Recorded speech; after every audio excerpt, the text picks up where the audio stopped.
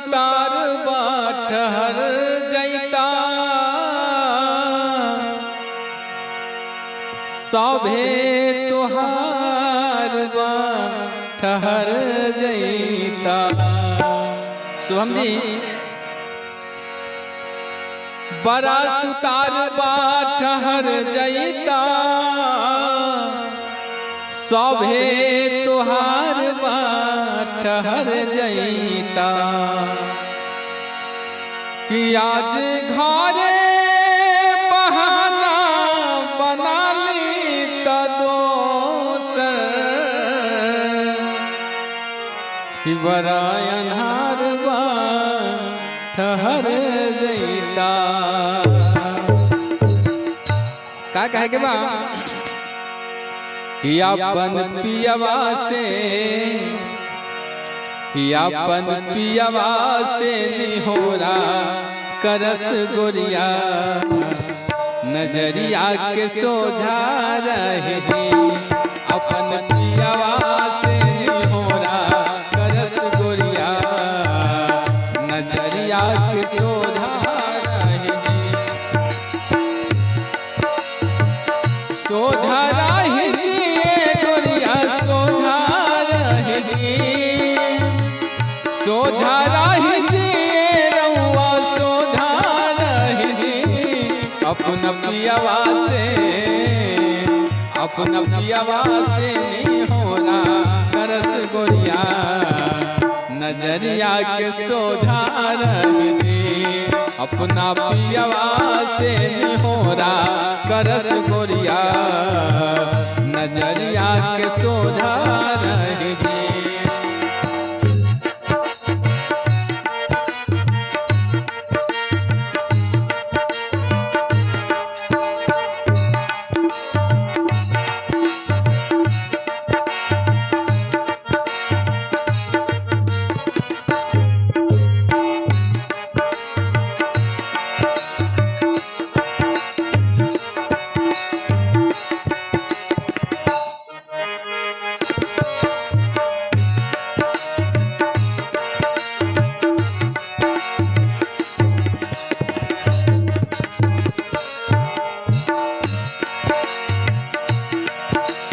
नहिया के सुख खोजे नहिया इतना मत तरसाई।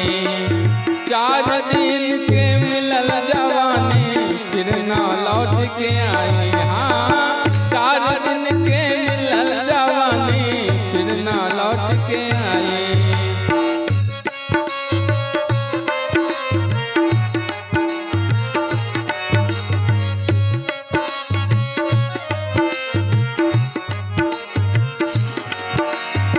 नहिया के सुख खोजे नहिया इतना मत तरसाई।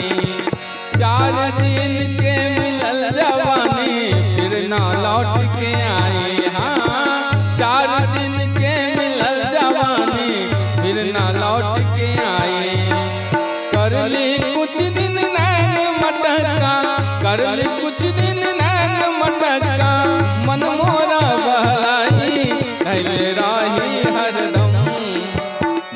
राही हरदम भर आकवरिया नजरिया के सोझा रहे जी। अपना पियवा से निहोरा करस गोरिया नजरिया के सोझा रहे जी। सोझा रहे जी रउआ सोझा रहे जी। सोझा रहे जी रउआ सोझा रहे जी। अपना पियवा से निहोरा करस गोरिया नजरिया के सोझा रहे जी। अपना पियवा से निहोरा करस गोरिया नजरिया के सोझा रहे जी। सोझा रहे जी रउआ सोझा रहे जी। हाँ सोझा रहे जी रउआ सोझा रहे जी। अपना पियवा से निहोरा करस गोरिया नजरिया के सोझा रहे जी। अपना पियवा से निहोरा करस